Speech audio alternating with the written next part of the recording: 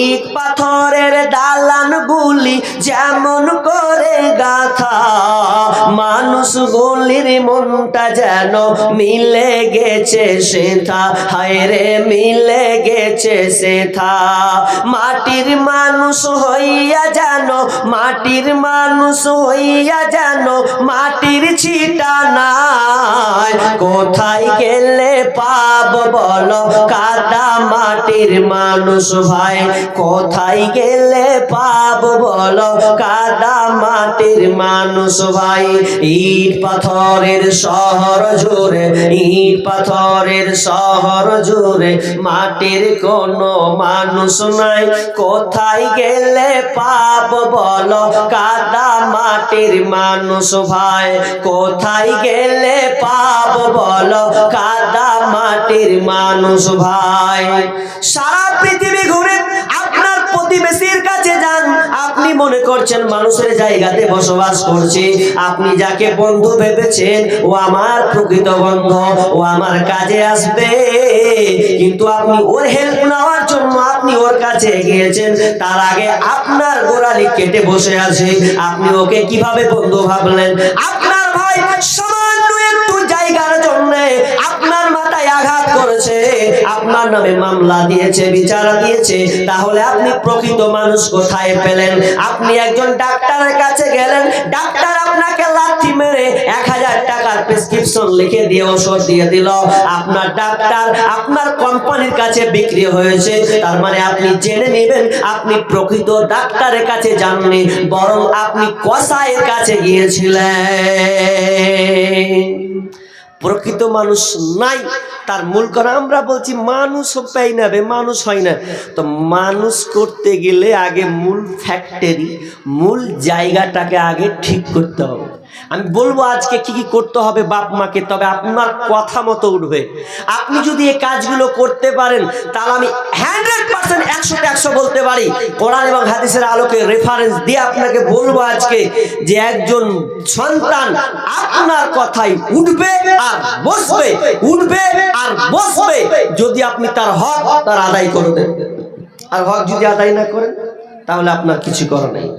আমার আল্লাহ বলছেন বিসমিল্লাহির রহমানির রহিম, ইয়া আইয়ুহাল্লাযীনা আমানু কু আনফুসাকুম ওয়া আহলিকুম নারা ওয়াকুদুহান নাসু ওয়াল হিজারা।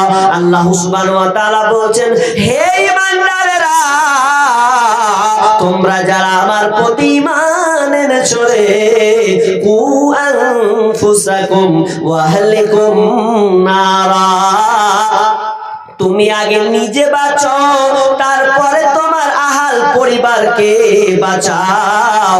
ওয়াকুদুহান, আল্লাহ সুবহানাহু ওয়া তাআলা বলেন কি থেকে বাঁচাবে? নারা, জাহান্নামের আগুন থেকে বাঁচাবে, কারণ এই জাহান্নামটা কত ভয়াবহ হবে। ওয়াকুদুহান নাসু ওয়াল হিজারা, এই জাহান্নামটা হবে মানুষের কোন লোকরি দিয়ে নয়, এই জাহান্নামটা কোনো জ্বালানি নয়, কোনো আপনার কয়লা দিয়ে নয়, এটা আপনার গ্যাস দিয়ে নয়, কেরোসিন দিয়ে নয়, এই জাহান্নামটার ইন্ধন হবে, এই জাহান্নামটাকে জ্বালানো হবে। তো কে হবে? মানুষ আর পাথর। মানুষ এবং পাথরের জ্বালানিতে দাও দাও দাও দাও দাও করে আগুনটা জ্বলবে রে, তাহলে জাহান্নামটা কত ভয়াবহ কঠিন একটা জায়গা হবে। কেমন জাহান্নাম, কত কঠিন জাহান্নাম, যখন জাহান্নামীদেরকে যখন আপনার কিনা মারতে মারতে মারতে হাঁকিয়ে হাঁকিয়ে হাঁকিয়ে নিয়ে যাওয়া হবে, জাহান্নামীদেরকে নিয়ে যাওয়া হবে। ওয়াসিকাল্লাযীনা কাফারু ইলা জাহান্নামা যুমারা হাত্তা ইযা জাউহা ওয়া ফুতিহাত আবওয়াবুহা ওয়া ক্বালা লাহুম খাযানাতুহা আলাম ইয়াতিকুম রাসূলুম মিনকুম ইয়াতলুনা আলাইকুম আয়াতি রাব্বিকুম লিয়ুযিরুনাকুম লিকাআ ইয়াউমিকুম হাযা।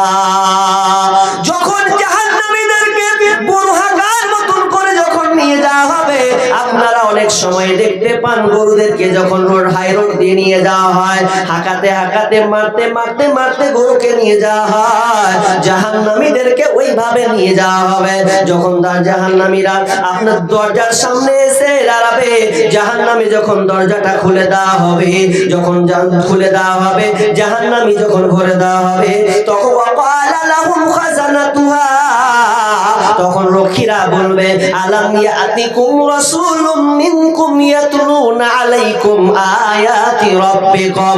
ওই রক্ষীরা বলবে, ওরে জাহান্নামের দল, ওরে বেঈমানের দল, ওরে সুদখোরের দল, ওরে মাতালের দল, তোরা বল বল তোদের কি জাহান্নামের ব্যাপারে কোন আয়াত তোদের মাঝে শোনানো হয়নি রে, যে আয়াতটা বলে তোদেরকে বোঝানো হবে যে জাহান্নামটা কত কঠিন? তোদের কাছে কি কোনো আলেম ওলামা যায়নি রে? কোনো নবী রাসূলকে যায়নি? তোদের কাছে কি কোনো আদেশকারী যারা কোরআন এবং হাদিসের আলোচনা করে একটা একটা করে বুঝিয়েছে জাহান্নামের কথা বলেছে? তারা কি স্যার তোদের কি ওগুলো কথা বলেনি? তারা এক কথা একটা ওয়ার্ড ব্যবহার করবে, ক্বালু বালা, হ্যাঁ আমাদেরকে বলা হয়েছিল। ওটাই আল্লাহ বলছেন ওয়াকুদুহান নাস ওয়াল হিজারা, মানুষ হবে, জি আপনার পাথর আর মানুষ হবে ইন্ধন, এরা জাহান্নামে দাও দাও দাও করে জ্বলবে।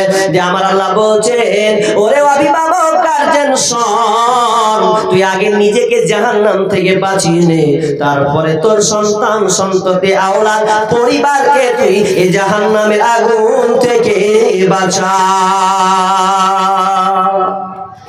সন্তানদেরকে এবার যদি আমাকে বাঁচাতে হয়, সন্তানকে বাঁচাতে গেলে সন্তানের যে কাজগুলো আছে করে, আগেই বলেছি সন্তান আপনার শত্রু হবে যদি তাদের হক আপনি আদায় না করে দেন, ওরা শত্রু হবে, শুনবে না।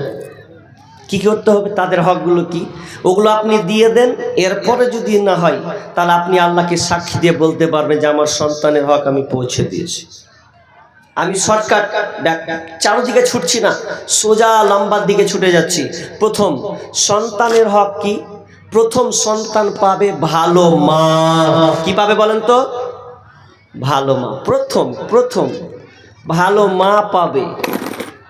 কারণ মা কত দামি জিনিস শুনলেন। আপনি স্ত্রী নির্বাচন করছেন সুন্দরী দেখে, একদম হ্যাপি বিউটিফুল দেখে প্রাণ জুড়িয়ে যায়, এ দেখে আপনি বিবাহ করলেন। কিন্তু দেখেন